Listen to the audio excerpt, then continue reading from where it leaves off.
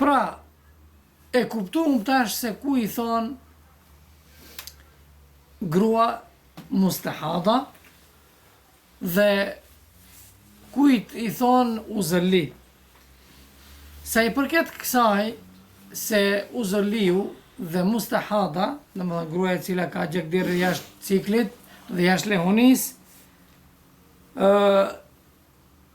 kemi hadithe të pejgamberit sallallahu alaihi wasallam të cilat e obligojnë me namaz.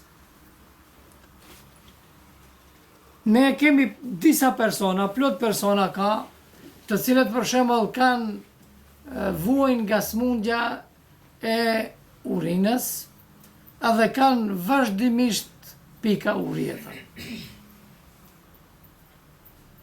Ki person a duhet të falet apo jo? Apo kemi gratë të cilat kanë probleme vazhdimisht jashtë ciklit me gjakderdhje, a duhet të falen apo jo? Sipas hadithit të pejgamberit sallallahu alaihi wasallam duhet të falen. Sipas hadithit të pejgamberit sallallahu alaihi wasallam duhet të falen, pse? Se ai konsiderohet uzërli me arsye. Ja vjen te Muhamedi sallallahu alaihi wasallam një grua. Ajo grua ka qenë Fatime bint Ebi Hubejsh dhe i thot pejgamberit sallallahu alaihi wasallam, shifni gratë në kohën e pejgamberit sallallahu alaihi wasallam apo në kohën e artë të islamit kanë shku dhe kanë kërku sqarime për problemet e tyre. Kanë kërku sqarime. Ju e dini për shembull se edhe në kohën e Ebu Hanifës, si shkon një grua te Ebu Hanifja me atë mollën, dhe Ebu Hanifja e kupton se çka e pyetën ajo. Çfarë pyetje i parashtron. Pra, edhe kjo gruaja ka ardhur te pejgamberi sallallahu alaihi wasallam dhe në mënyrë të drejtë për së drejti e pyet. I thot, ja Rasulullah, inni imra'atun astahadu fala athur. Unë jam një grua që kam gjakderdhje jashta ciklit dhe jashta lehonis. Mustahada jam. Kom gjak istihada që. E fa eda'u s-salah, ata lë namazin mos e fali? Pejgamberi sallallahu alaihi wasallam i thot, jo.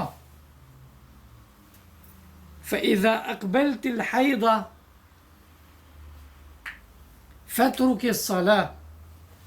Kur të të vije cikli mujor, atër thot lene namazin. Do më thënë gjatë ciklit duhet të lane, gjatë menstruacioneve. Wa idha dhahaba qadruha, kur do të shkojë cikli, do më thënë kur pastrohesh nga cikli. Atër thot faghsili anki dam, laje gjakun, wasalli dhe falu. Këtë e transmeton Tirmidhiu dhe thot se është hadith hasan sahih. Në një transmetim tjetër që e transmeton e përcjell Tirmidhiu, thot tawaddai li kulli salat, ndërsa se i përket gjakut tjetër ti do të falesh dhe do të marrësh abdes për çdo namaz. Në një transmetim tjetër që e transmeton Ibn Majah në sunenin e tij dhe Bejheqiu, thot ti do të falesh wa in qatara ad-damu 'ala al-hasir, çat që e përmenda më parë, edhe nëse rrjedh gjaku në hasër, domethënë te pik. Në një transmetim tjetër që e transmeton Tirmidhiu dhe thot se është hadith hasan sahih, tawaddai li waqti kulli salat, falu për çdo kohë të namazit.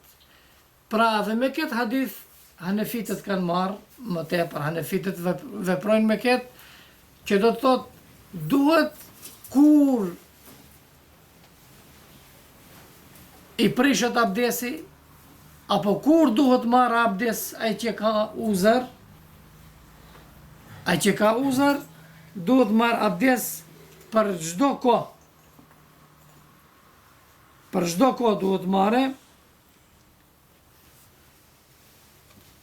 Ka dhe transmetime tjera, por këto ishin domethënë disa hadithe të pejgamberit sallallahu alaihi wasallam lidhur me këtë.